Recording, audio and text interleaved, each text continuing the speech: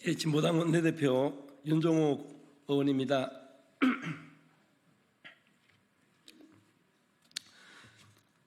국정 포기, 국민 거부, 윤석열 대통령 퇴진이 정답입니다.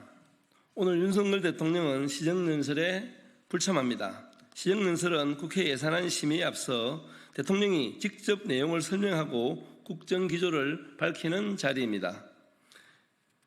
내년 한 해 국정 방향과 예산안을 설명하는 것만으로도 대통령이 국민에게 직접 보고해야 할 이유는 충분합니다. 중대한 자리에 총리를 내세운 것은 스스로 대통령의 책무를 포기한 것과 다름없습니다. 의료대란 등 대통령이 설명해야 할 중도의 현안이 얼마나 많습니까?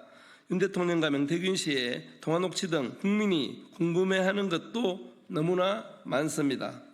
국정을 포기하고 국민에 대한 의무를 거부한 대통령은 자격이 없습니다. 즉각 물러나는 것이 정답입니다.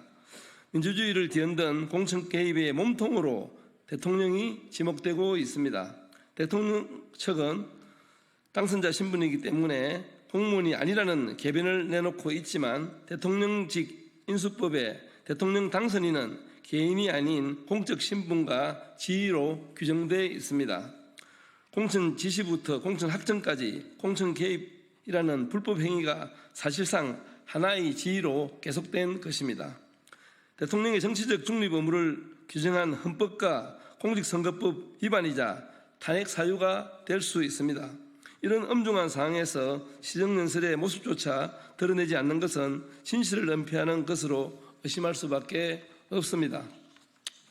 그제 추경호 국민의힘 원내대표는 대통령을 탄핵하겠다고 거리에 나서는 상황에서 차분한 시정연설이 되겠냐고 윤석열 대통령의 불참을 옹호했습니다.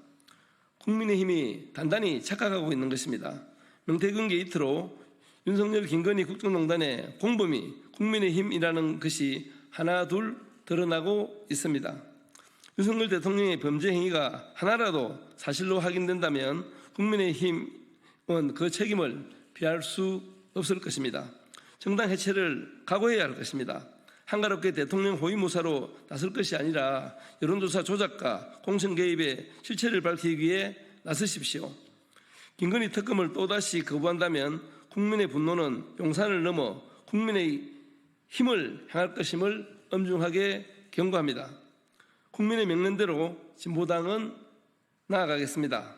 반윤석열 민심을 결집해 모든 시민이 참여하는 범국민적 퇴진항쟁의 마중물이 되겠습니다. 대통령 탄핵과 김건희 특검으로 무너진 민주주의를 반드시 바로 세우겠습니다. 감사합니다.